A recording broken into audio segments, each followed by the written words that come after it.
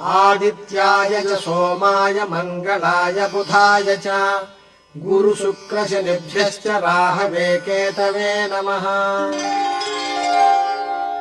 जपाकुसुमसङ्काशम् काश्यपेयम् महाद्युतिम् तमोरिम् सर्वपापघ्नम् प्रणतोऽस्मि दिवाकरम्।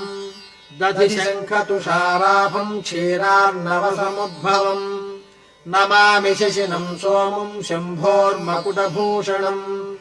धरणीगर्भसम्भूतम् विद्युत्कान्तिसमप्रभम् कुमारम् शक्तिहस्तम् तम् मङ्गलम् प्रणमाम्यहम्। प्रियङ्गुकणिकाश्यामम् रूपेणाप्रतिमम् बुधम् सौम्यम् सौम्यगुणोपेतम् तम् बुधम् प्रणमाम्यहम्।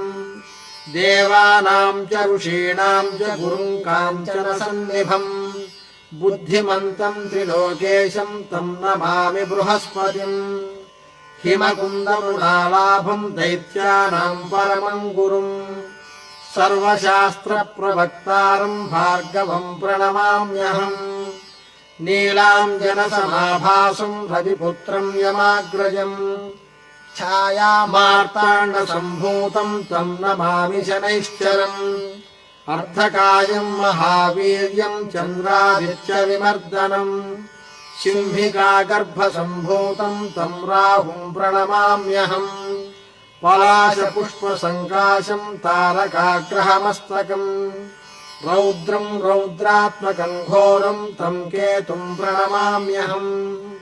इति व्यासमुखोद्गीतम् यः पठेत् सुसमाहितः दिवा वा यदि वा रात्रौ विघ्नशान्तिर्भविष्यति।